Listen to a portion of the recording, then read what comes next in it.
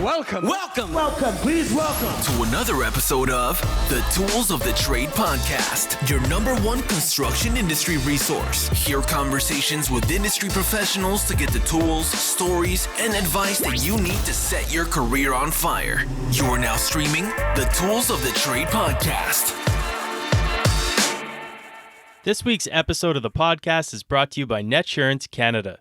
Get instant online quotes for insurance and bonds, even from a cell phone. It's that simple, guys. Head over to netsurance.ca. That's netsurance.ca for all of your insurance and bonding needs.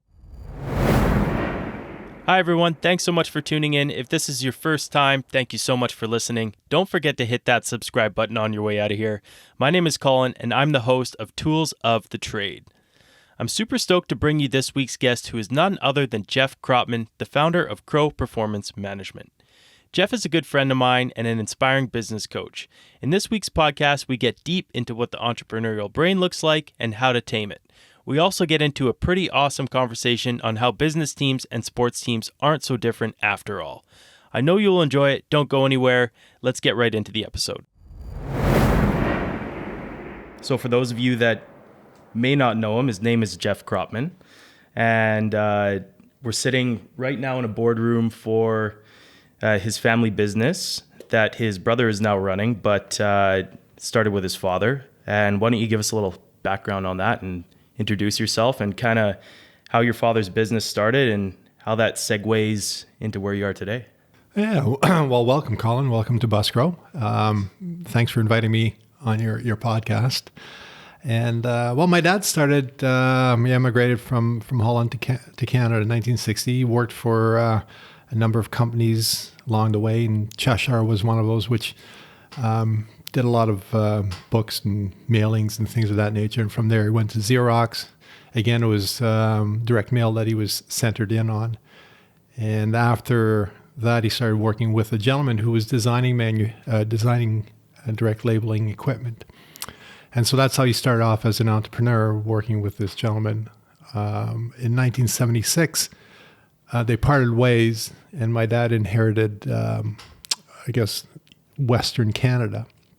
And so we moved to Toronto, and he started his entrepreneurship there, like as a sole entrepreneur.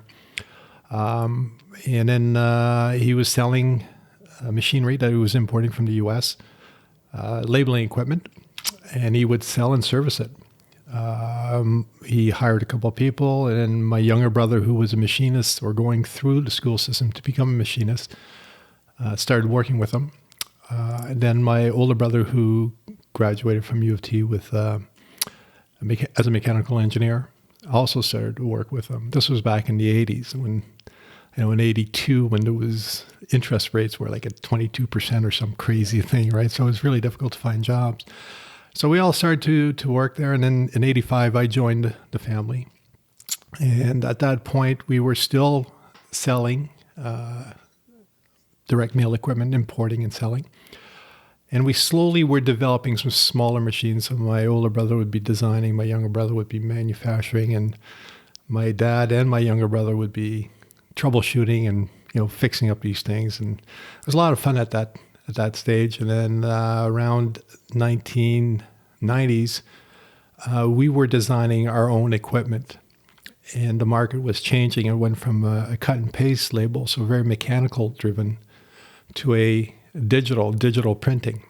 And because we were pretty young at the time, just around our 30s, and this new technology comes out, we were on it really quickly and ended up lurching ahead of the competition. And we had quite a run in the 90s. After that, we settled in. We started to export worldwide, had dealers in the U.S., sold in Europe, Asia, established a office in Barbados, in Raleigh, North Carolina, and High Wycombe.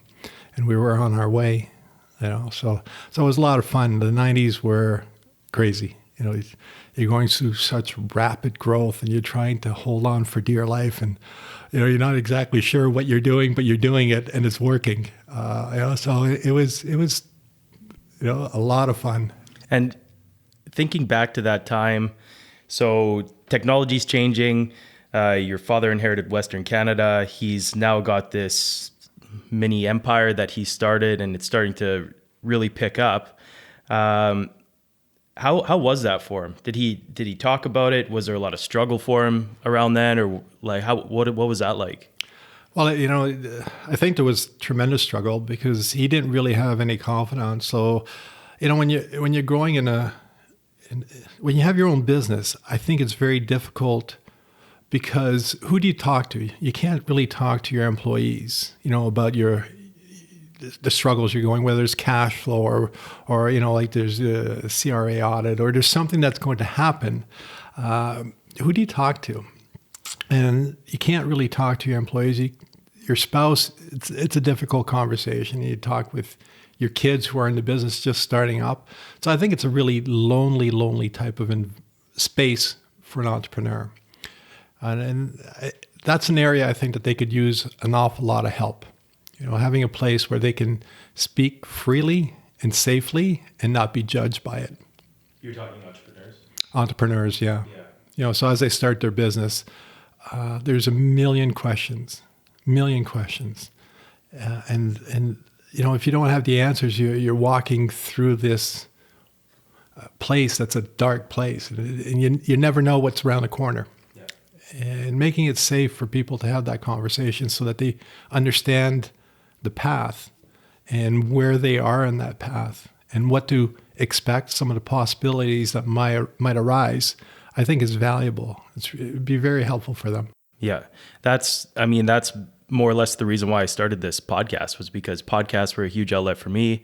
And when I had started my company, it was the same thing. Even though I had a business partner, he was in charge of operations, I was in charge of sales, it was still really lonely. Like if you get a call from a client and shit hit the fan and you got to go put a fire out and that client lives an hour away and you hop in your truck, you're left alone with your thoughts for a whole hour. And that can feel like the loneliest empty place on earth.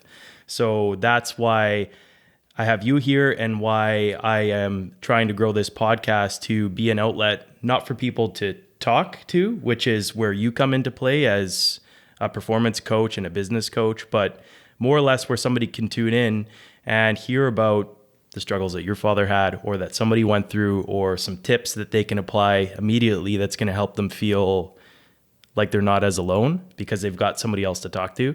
And I would listen to anything. I would listen to comedic podcasts or whatever I could get my hands on because it felt like somebody else was in there with me and I was, sort of had a friend. Because I couldn't call my girlfriend and say, hey, I'm going through this huge problem. Well, she doesn't know. She can't really help. She can kind of lend support if she's supportive, but it's lonely. So I'd like to flash back 40 years. And I was reading on your bio on your website how you talked about there was a spark sort of that grew inside you about seeing top teams and them being successful and why they were successful. So I'd like you to kind of expand on that, and maybe that can segue into the competitive wellness that you provide. Certainly. You know what? It was funny. When we moved over from Montreal to Toronto, like I said, it was between grade 8 and grade 9.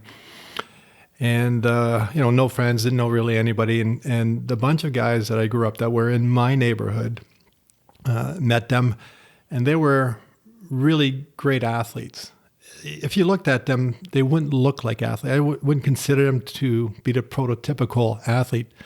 But when we played, like they were unbelievable. They would win all sorts of games, whether that was in fast pitch, whether that was in rugby, hockey, provincial championships. I'm not just talking about, winning their division or something. I'm talking about, going right to the very end, winning the last game of the season.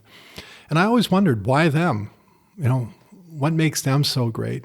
And that's really been the driving force in terms of how I've directed my business life and the quest to understand that so I can translate that and put that into business. That's part of the competitive wellness that I've developed, and it's competitive wellness is great teams are founded not only on statistics, but the human-to-human connection. So there's really opposites that are at play when you're trying to drive the best competition. As an example, when you practice, you get good competition, but when you play against your opponent, your opposite, that's when you get the best performance. Wherever that, let's say in hockey, wherever the puck is and it comes in contact between the two teams is where you'll find the best performance, not away from the puck. So that's what really competitive wellness is. And it's saying, how do you statistically improve, and how do you make sure that it's done in such a way that it doesn't break the spirit? You might get broken bones, you might get, a shot on the leg or a hack or something. There's pain associated to this, but what makes that safe? What makes it all right to do that? And that's what competitive wellness is. It's not about taking the easy road. It's about doing the things that need to be done, but in such a way that it doesn't, or it complements people and their being. And so going back to the competitive wellness, and you see these top teams, was there any similarities or things you noticed about these players or maybe their coaches or the organization that made them top teams? Like, what if you were to distill it down into the top 1 to 3 factors that made these people stand out? Like you said, they may have not appeared on the surface as an athlete, but there was some sort of spirit or something at play there that made them successful. And what do you attribute that to? Because that is probably the same thing that you could associate to with a successful team in a business. Businesses are largely comprised of teams. I see it now all the time, browsing through different Instagram pages and different other businesses, and they all have these team building events, and they're putting teams together, and there's all sorts of production teams, and the list goes on. So what would you say are the top 1 to 3 things that make these people stand out? Like, what makes them first place and not second? Well, again, when you look at those team building exercises, what's the intent of all those things, right? And to me, what you're trying to achieve is dialogue. You're trying to have honest dialogue within the group, and it has to be done very respectfully. Like, you can't just run over people. You have to accept that people are going to make mistakes. And if you can't accept that, then you've got the wrong person on your team, right? Because you have to know that the person that is working with you doesn't want to fail. If they want to fail, then obviously, you don't want them on your team. So you have to have that. Like, first of all, there has to be a commitment that people who join a team are going to do this for all the right reasons, that they want to belong, that they are going to work very hard to make the group better. And that's really key. As an example, I do dragon boat racing. And last year I went to Hungary for the World Championships. And our club crew it's a club crew, so it's basically clubs around the world that get together and compete. And we were the fastest boat in the 50 plus. Now, how does that happen? Well, there's a lot of work that went into that. We went to the gym. There's a local gym here that we go to, and they have what they call ergs, and there's weights, and there's all the things that you would need in order to be able to do your workout. Now, on the erg, it's this makeshift paddling machine. And you sit there, and there's 10 of them, and there's all your teammates that are sitting beside you. And you get on this machine, and you start to paddle. And they make it so it sounds really simple, but it's grueling. And what you learn in those training sessions is that you work really hard, but you're seeing your fellow teammates work equally hard.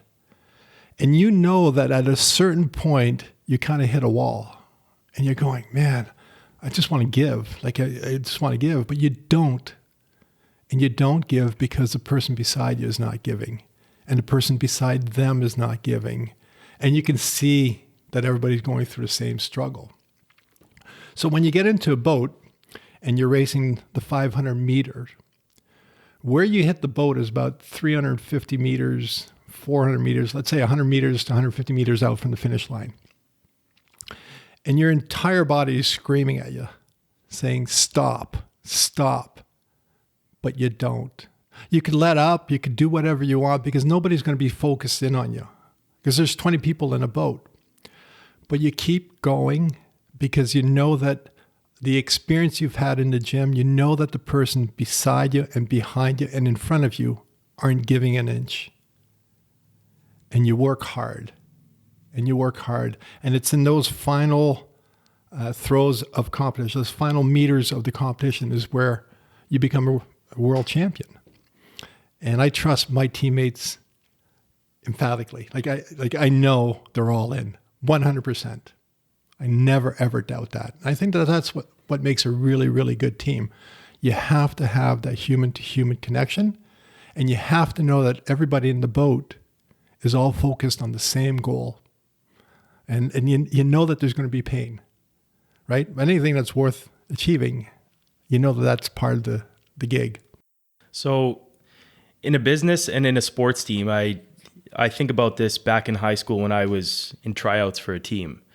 And it would be the same thing. The ones that pushed the hardest, showed up early, stayed late, worked their ass off, and had, talent sort of seemed to take a second seat because there was a lot of kids in high school in particular that were going through maybe they played on multiple sports teams, so they weren't considered because they wouldn't be able to give it 110%. Or there was guys that were constantly showing up late or not showing up. So that whole process of going to a tryout to get accepted on a team, I guess there's similarities between that and interviewing somebody to be part of your team. When you're trying to recruit for top talent and then retain the top talent, how would you go about looking for those qualities within that person before you bring them on? And then once you onboard that person, how do you monitor their progress to make sure that that person isn't going to give? Because as a manager or an owner or president or whoever is doing that recruitment, they may not be able to have complete eyes on that person, and that person may be letting them down if they're in the field, let's say. So say you got a team of electricians in the field and one guy's just always giving it 50% and everybody has to pick up the slack, but they're not saying anything. How do you find that? What's a good way to ensure that you've recruited the top talent, you've onboarded them, but then you've also got maintenance and making sure that they fit with the team so that they're not going to give up? Because it's a little more difficult in a sports team. You couldn't necessarily, you're not really just going to get rid of a guy. You're probably going to put him through some sort of program to make sure that he stays up with the team, or you've done a good job at the tryout to ensure that person's going to stick around, or you just lose the championship. But in business, you want to make sure that person's out because you're talking about people's lives, dollars, the stake of the business. So how would you go about navigating that? Oh yeah, no, this is a really big question and a good question because there's a bunch of things that you need to take into consideration. So it's the structure of your business. So how do you align everybody so that everybody's working in the same direction, but there's no overlaps where it messes with accountability. So the thing in team building too is that, you always hear people, I want the best, and that's not how you make great teams. You need to have the best, and you have to be very clear about what you mean by the best. And usually I think it's, they want the top performers. Well, think about, if you had nothing but Gretzky's on the team, or nothing but LeBron James on the team, right? It wouldn't work because everybody would be fighting for the ball. Everybody would want the ball. Everybody would want to be that person, right? And so there's really no team play. So you have to look at all segments. You need to have your star players, right? These are your A players, the people that are going to carry the load. You need the B players, the people that are either on the way up to becoming A players or on the way down out of the league. And then you've got your C players. And these I think are the most important ones for a championship team because they are, they usually call them the energy line or, the character builders, something along those lines. And what they do is they hold the team values to account. So, they may work hard or they come in late, they may study videos, they just go above and beyond. And what they do in doing so is they keep the top in check, right? So these are the values that we have as a group, as a team. So the top drives the statistics and the bottom drives the behaviors, right? And I think that's one area that we often fail. Like we look at numbers. So from a financial standpoint, we get these numbers and we say, okay, we want to increase profitability. All right, how do we do that? Well, we need more work out of this person, more work out of that person. And oftentimes that's not fair because they're already working hard, or you might be relying on somebody that's already tapped out. And there's some other people, like you mentioned, that are 50%, they're not present. So it's the accountability side. And I think that in order to make that work, you have to have the statistics, you have to measure the output of that person that's doing the 50%. And then you also have to measure the behaviors of that person. Are they living up to the values of the company? Because if they're statistically not doing their fair share, so let's say 50%, but behaviorally they're doing a bang-up job in terms of championing the values, right? There's value in that. Because let's say there is somebody who loves to talk with people and diffuse tensions and all these things, and they're really carrying the values ahead, whereas you have somebody else who's just putting wire up and outlets, and he's doing a bang-up job or she's doing a bang-up job. You need both, right? Because one without the other doesn't work. You can go to sports too. Like in sports, you look at fact-based scoring. Let's take hockey as an example. When the puck crosses the line, it's a fact. You see it, right? In basketball, the ball goes in the net. You see it. It's a score, right? These all measure past performances. That's what your financials do. Now, on the flip side, you have, let's say, dance or figure skating or wrestling. They are all adjudicated sports. And the way that they measure those is against an ideal. What's that ideal of the sports? What is that the sport values? And so when you start to look at Elvis Stojko and Tyler Cranston and all those guys who pushed the boundaries in terms of the comfort zone of the adjudicators, and they seldom won, but inspired the crowd, right? They changed the way and made it easier for the next generation to experiment and change. So these are important. And when you look at adjudication, it's a judge, it's 3, 4, however many judges there are, and they put up a number sign and they quantify it through numbers. Now in sports, when you look at, let's say hockey or football, rugby, whatever it is, they also have a score, but they're also adjudicated. They're adjudicated by referees, right? The referees hold the values of the sport in check, just like the adjudicator are holding the law of how they perceive whatever sport they're adjudicating, to perfection. So we need both. Like it's everywhere, right? And so you need to be able to measure the behaviors as much as you need to measure the statistics. And that is, I think, the way that you hold accountability. And it's done fairly. Oftentimes the upper management or the people that are recruiting talent and have obligations to a stakeholder are going to be able to easily look at the financials and tell, if they understand the financials correctly, they're going to be able to tell the health of the business. And I think, at least personally for me, and I'm sure I'm not the only one, the hardest part is when it comes to having that conversation with that person, or when it comes to saying, okay, so we've got a problem here with the financials. Now we need to look at the the team itself and if they're following the values. And if they're following the values and they're giving it 110%, then there's a system problem. It's probably we didn't put a good enough system in. But when you start to notice that you're creeping in on a people problem, what do you think is the most effective way to measure that those people are following the values?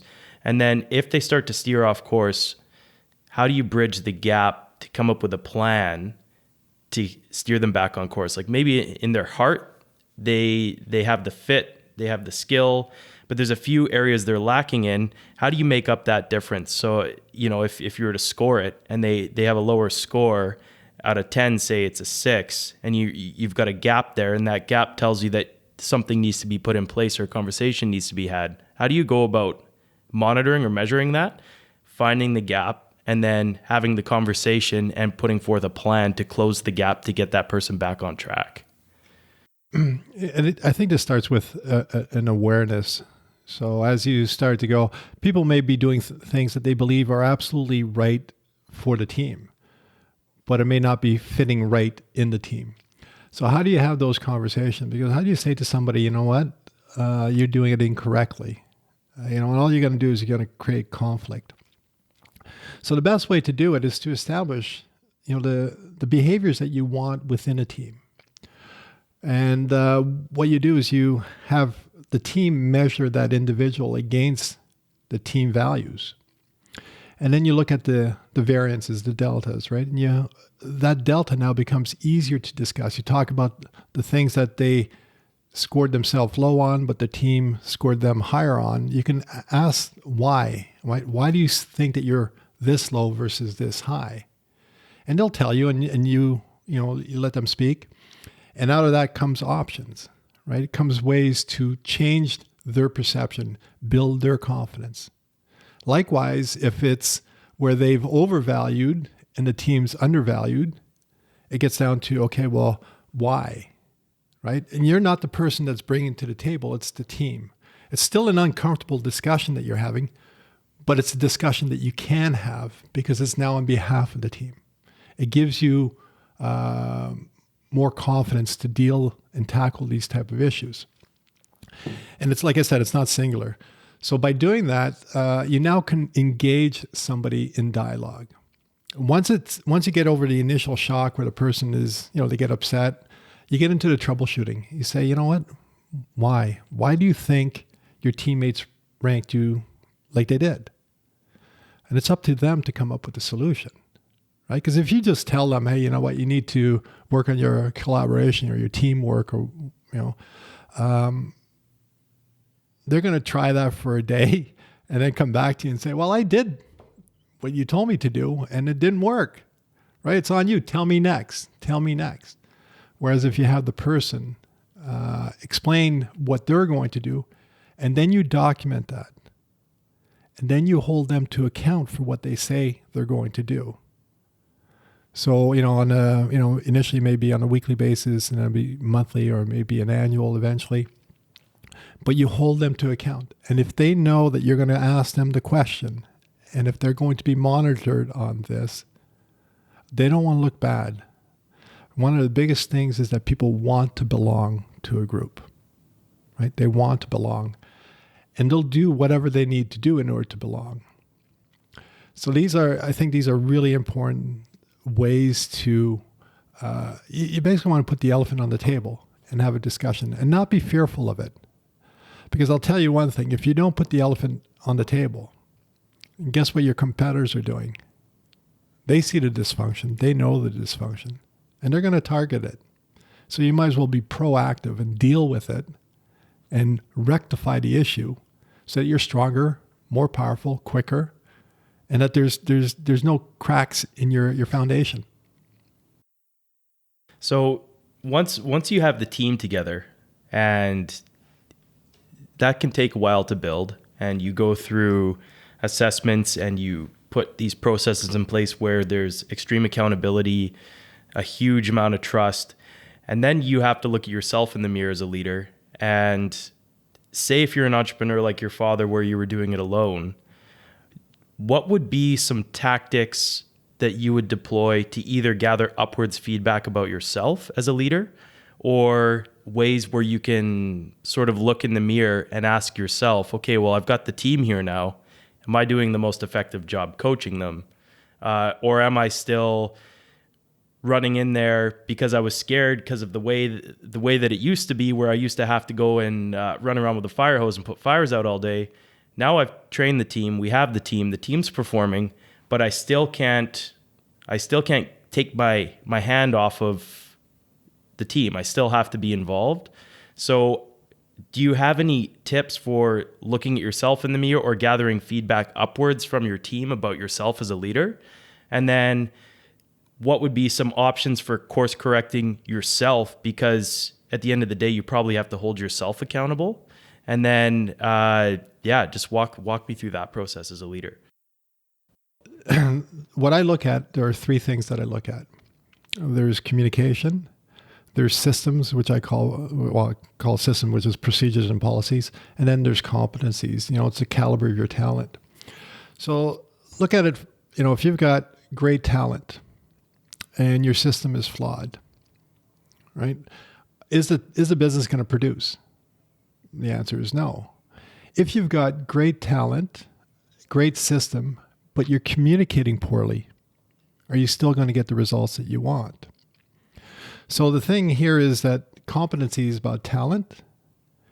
The system, like process and procedures, is about management. Communication is about leadership. And I think that the first step that you need to do is look at communication. You need to look at leadership first. Am I communicating effectively? Because if I'm communicating effectively, then guess what? It's going to be a system problem next. And if the system's okay, then it's going to be a competency issue. So how do I communicate? And I think that that's one of the biggest challenges that most people have is, you asked a question. Let me just back up. You asked a question about indicators. As a business owner, if you go into your place of work and you don't like it, it's because there's inconsistency with the way that you're leading your staff. It's on you, right? If you want to make it good, you have to be consistent in the way that you administer. That requires that you know what's important. So we talked about vision and mission and values. These are at the nub of everything that you do. So, if I back that up, so if we look at financial data comes out of behaviors, activities. Activities come out of the behaviors. Behaviors are governed by values, right? So if you maintain your values or coach your values, you're going to get the type of behaviors you're looking for. Those behaviors will lead to the right activities, and those activities will produce what you want, right? So consistency, I think, is really, really important. The second one would be processes and policies. Are those in place? Are they strong enough? And they will always be iterative. Now you have to continually work at them to make sure that they're perfect. As an example, if you have your AR, your receivables, and you have a net 30 days and you're collecting in 60 days, well, your excellence in terms of system should be 30 days, right? You should always be measuring against excellence. And that will tell you where you are in terms of your variance, in terms of your processes. If you say, 40 days is okay and we're going to shoot for that, then you're going to miss the 10 days. So whatever processes you have to go to the theoretical perfection. And that will make sure that you are always chasing excellence, right? Always going after your championship teams. And then the competency side of things, and this is, I think, very important, is that as a manager, you have to manage your people. That requires you to work through your people. So let's say, as an example, you were a star left winger, played hockey, and now you become the coach. You can't play the game anymore. You have to work through people. You have to instill the values that made you a successful hockey player. You have to implement the processes and policies that govern the team, right? It's the same principle. So the communication has to be spot on, and it has to be black and white. It's either going to be a dollar, time, or unit. That's perfect. That's communication. A system, like you start looking at ISO, how do you implement these things so that they stick and that they work? And any process any process that you put in, the end result of that is a number. It's a measurement. So only put in processes that give you a measurement that you act on. Otherwise, it's a waste of time. And then the competency, take time, train your folks, right? Do what you need to do to make them better players. And I think that's how you would break through that conundrum. So you mentioned being a player that is now the opportunity to become a coach. And that can be similar in an organization where you're working in the field and then you become foreman, then you become superintendent, then you become management. And it could be in a business as well where you pick the hammer up and you're out there working yourself.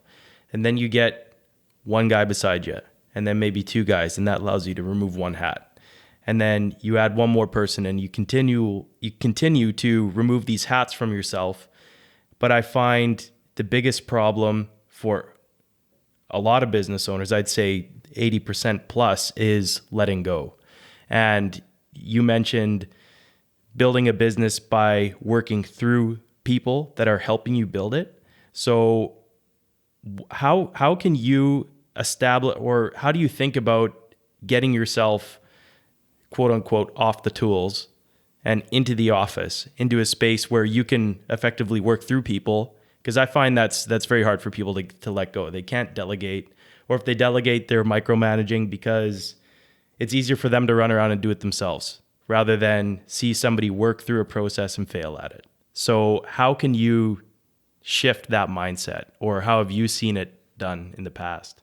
Well, you know what, I tell you, that is really, really difficult, because entrepreneurs, the reason they start is because they're good at what they do. They think that they can make a difference. They leave the confines of a secure job to start on their own. So they're good at what they do. And so now you start to look at it, where you become successful and you get more and more clients. And, you get to a certain point where you have to hire somebody. And that person is out there in the field working with you, and they keep coming to you and asking you questions, right? It is really, really easy to direct, to say, go and do this, and have them do it, right? Because it's quick, right? You're telling them what to do. But as a company grows and you have, let's say, 10 employees, if you have to direct every one of them all of the time, well, you're going to get to what I call a cognitive capacity. Right? It's just the amount of transactions that you can do. So you have to let go if you want to grow. Now, there are some companies, some entrepreneurs who are totally at ease with staying at that level, and that's cool, right? But just be aware that's the limitation. The limitation of a business ability to grow is based on leadership. So if you want to grow your business, you have to figure out how to delegate effectively. And then you have to bite your lip at times, because people are going to do stuff and you're going to go, oh my God, right? They're doing it the hard way. But you have to let them go through it. And then you have to have a discussion when the numbers don't add up. So here's a job, I assign it to you, Colin, you go and do it. And you're doing it totally different than I would do it. But you get the results, right? So that's all I care about. But I may have a discussion with you about how I would have done it, the things that I think are important. And by doing that, it makes us better. But also, let's say you don't get the results and we're over, $5, $10, $15, $20,000. It's an opportunity, because we've measured that, to now go back and say, what did we do right? And what did we do wrong? And what do we need to learn from this? Right? And again, if you look at, we don't start work because we want to fail. We do work because we want to succeed. So the question there is that person didn't go in there to fail. they did something that didn't work out. What are you going to do about it? Right? If you scream at them and the person beside you, the next person in line, how do you think they're going to feel if they go into a job and now they are fearful of doing the wrong thing, because if they do the wrong thing, they're going to lose their job? Right? Failure is okay, but it can't happen all the time, right? It's a learning, it's a moment to learn a better way, to reframe the way you look at solving problems. So I think those are some of the things that definitely, as a leader, the entrepreneur is gifted. They know a bunch of stuff. Putting processes is laborious and time consuming and boring as hell for them, right? Because they can just instruct and let somebody do it. But what they have to do is the process will guide how they do work. And by doing that, it'll ensure that over time, the results will be similar to the way that he or she did it. So would that be what you would consider the entrepreneurial brain? Because I've heard you use that term before, and I think I have a rough idea of how I would describe it. But I'd like to hear your definition of the entrepreneurial brain and how that can be tamed in some regard. Oh yeah, no, the entrepreneurial brain is great. They invoke change. So again, they are working in a business, 9 to 5, and they got to follow these rules, and they've got to do this, and it drives them crazy. And they say, hey, you know what? There's a better way. I'm leaving. I'm starting my own business, and I'm gonna do this way better, way different than most, right? Well, I'm different than everyone, because this is the way that I see the world. And so the entrepreneurial brain is an iconoclast, right? They see patterns and they challenge those patterns. They look at ways to do things better, always. Now, they do a lot of it, and it'll drive people crazy because they're always looking at opportunities, always. And what needs to happen is that they need to be contained somewhat, right? You don't want to put a full box around them because that's going to drive them crazy, because that's why they left their old employer. So there needs to be that give and take. And the entrepreneurial brain is lively. It's that fox that banters back and forth and has a great old time and looking for lots of stuff to do, as opposed to the turtle, right? The turtle is methodical and plotting. So yeah, they need their space. They need their space, but they need to learn to play within the box as well. And the way that I've seen a lot of businesses structured is once you have learned to relinquish some control and delegate, and you look at the typical top-down structure of a company, you have somebody that's acting as president or CEO. And then below them, you have typically a vice president of some kind. Would that vice president be the guy that would be running after the entrepreneur and making sure that what he's doing stays within those rough confines of the business? Yeah. You know what? This is, I think, the most important lesson for any entrepreneur is to find their right-hand man or right-hand lady person. Because they can understand the entrepreneurial brain and what they're trying to achieve. And they have a way to frame it and make it so that the organization behind them can survive, right? So they manipulate it and put it into a format that the rest of the organization can use and consume, right? Because it's, that right-hand person is vital. And they can see both sides of the coin. And they fix it both ways, up, down, down, up.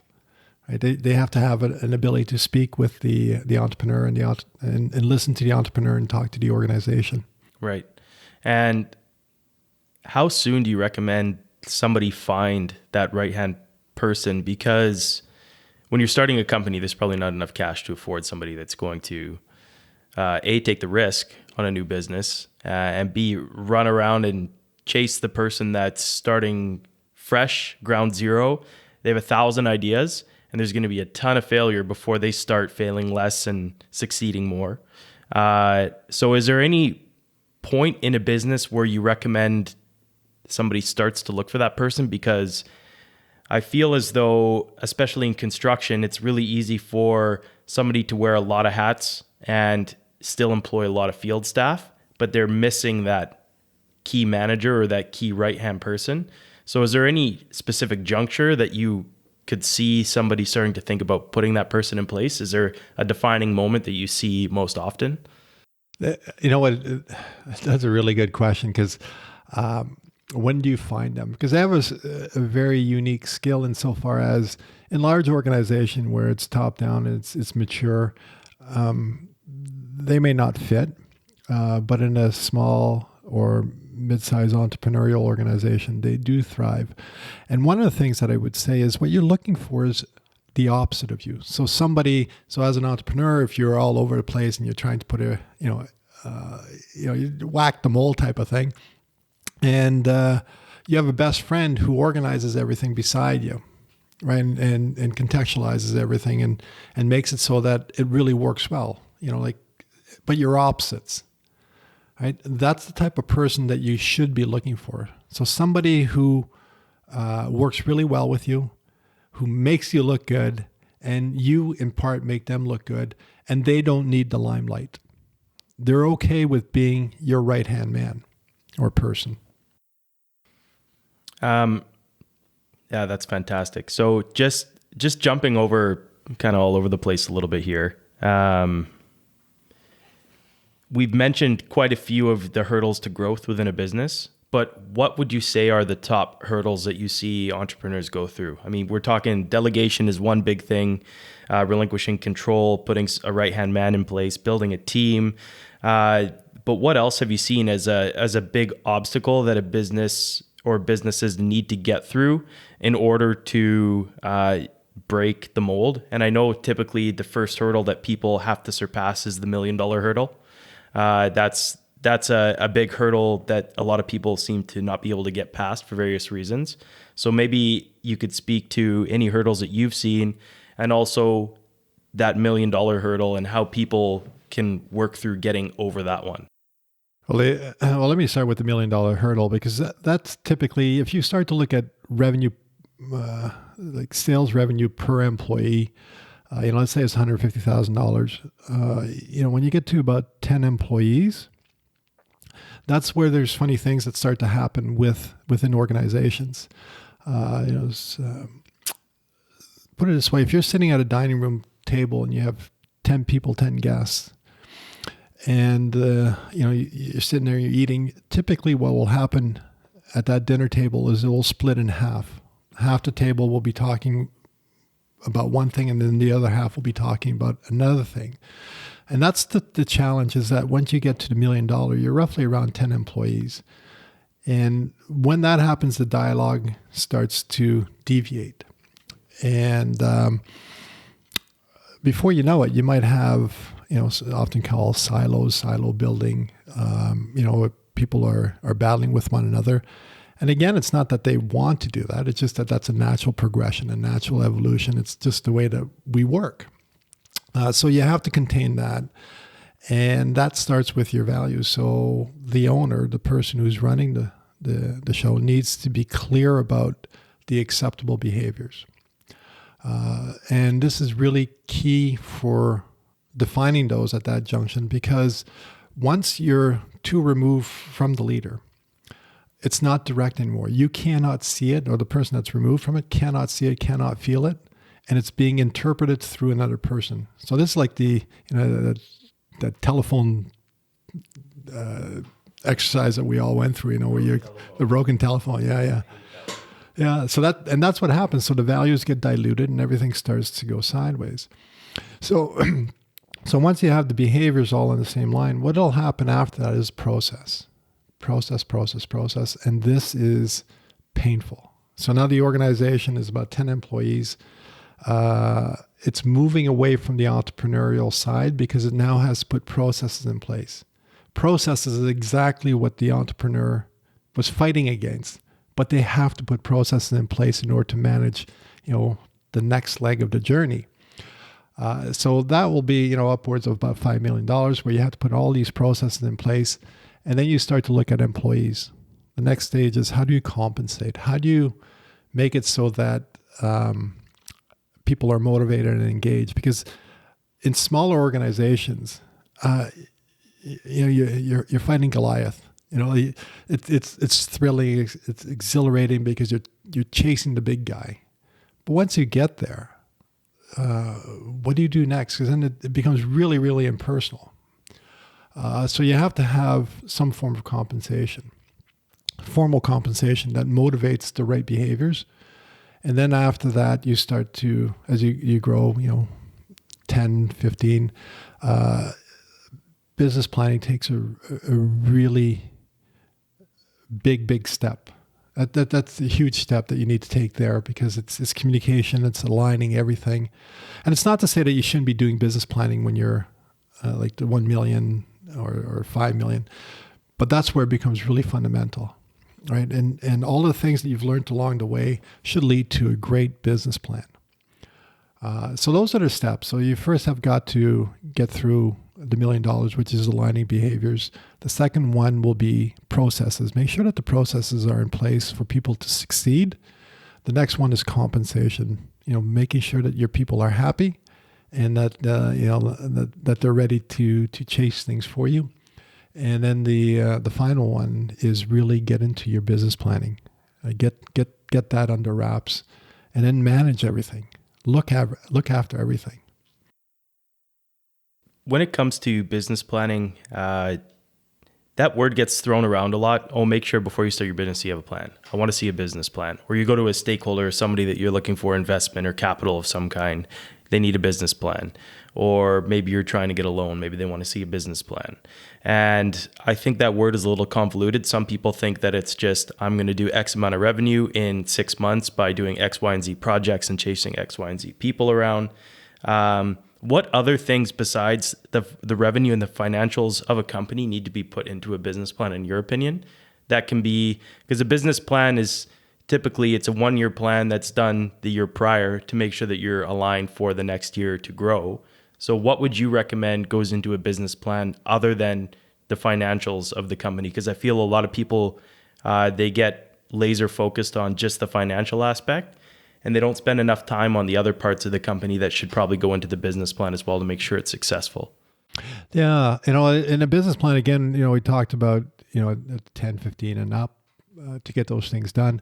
At the lower end, they're really, really important, because you need to be able to use that to communicate with external sources, let's say like bank or anybody who you want funding from or who you're going to partner up with. It's important because that tells a story. It tells them what you know about your business and how you're going to grow your business. Everybody who at the young part of a business will know what the plan is because they've talked about it. But you have to document it in order to sell your business to somebody that's outside. Now, as you grow, as you mature, the business plan becomes your driver within your business.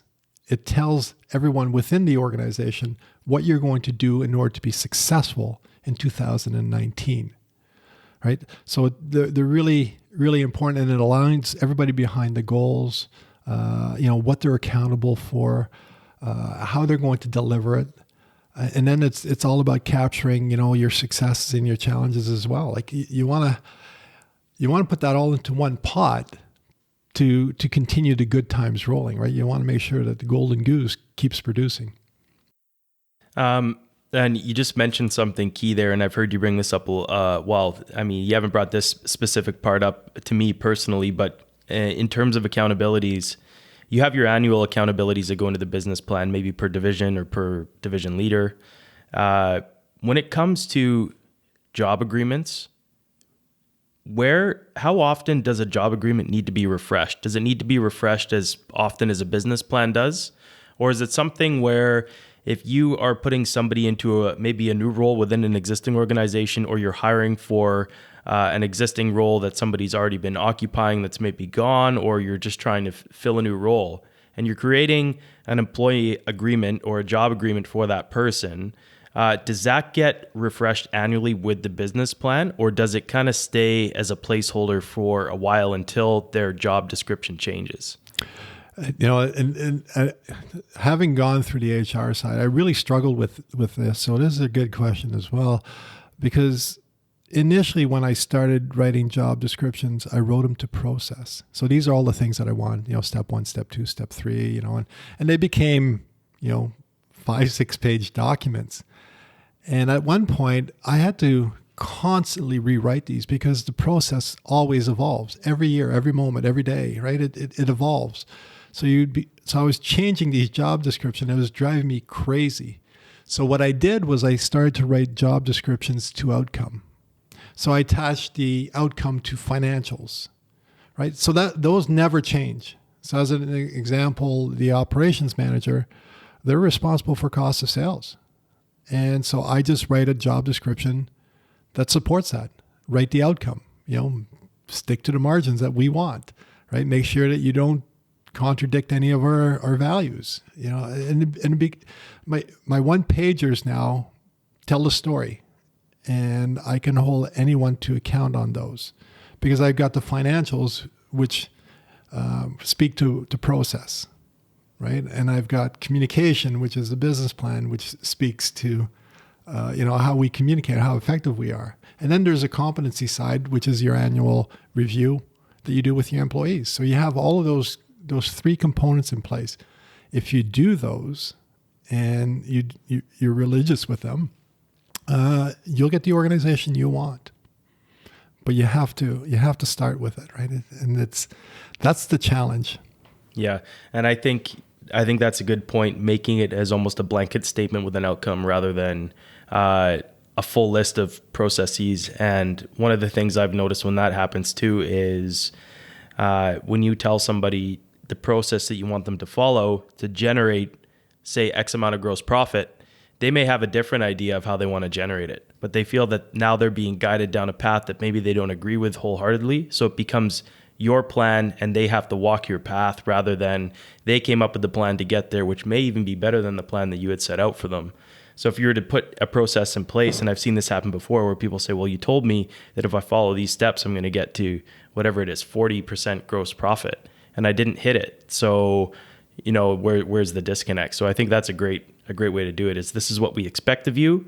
It's more of a blanket statement, and there is going to be a key process you have to follow to get there. But within that process, you have the freedom to make decisions to get there, because ultimately we're relinquishing the control to you to create that profit. Yeah. No, I agree. I think this is one of the really important is that this is strategy is a lot of fun to do, like writing strategies and coming up with these grandiose plans and theories and then saying, okay, now the organization go and do this. That's exhilarating. That's a lot of fun. But the way that strategy should be done is that we should come up with an overall plan as to what the goals are and what we're trying to achieve. But then we should cascade it down into the organization. And every level should come up with their own, let's say 2019 strategy. And that gets rolled up and it all gets put together. And it all works towards the same ideal that we initially had in terms of the strategy that we mapped out. What that does is it gives ownership to the person now. Let's say, let's say you have a janitor. Well, a janitor knows a whole lot more about their job than I will, right? So why not ask them what they need in order to be successful in 2019? What's going to make their job easier? What are some of the things that they could use, and have them put that out, right? And have that roll up, right? But you still have to start from the top down. You still have to say, okay, this is how much we want to grow. This is how much money we're going to have. But then you give it to them and say, okay, now we have to fit this in. Now each department manager needs to put that together. And each person needs to come up with something that makes sense in terms of bringing that to the right budget.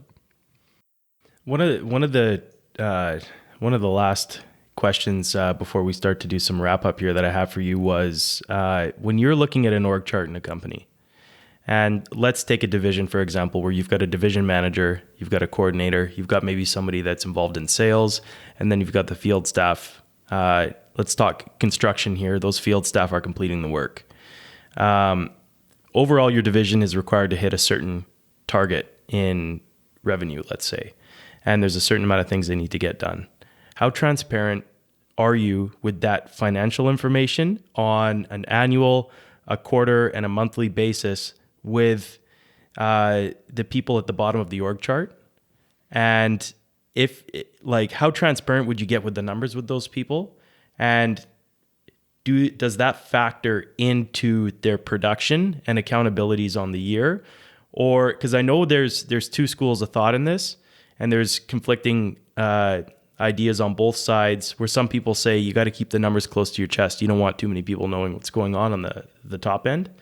And then you hear the other side of the coin, which is you should be open so that you are instilling the transparency value amongst your team, and they know they're able to see when everybody's winning, and they're able to see when everybody's going through a tough time and that they need to help out to get back in there. But then some people say, well, then you run the risk of them knowing too much and potentially wanting to jump ship, because that person's in charge of producing the role. They may not understand that businesses go through ebbs and flows. And when you're in a negative trend and you're going in that downward motion, you're about to hit an upswing. That's when somebody might get scared and jump off the ship, and because they don't understand it. So how transparent would you be with things within the company down to the lowest person on the org chart performing the work versus keeping it under wraps?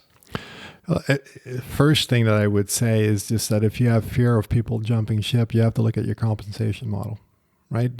They should be vested in your brand. They should love coming to work.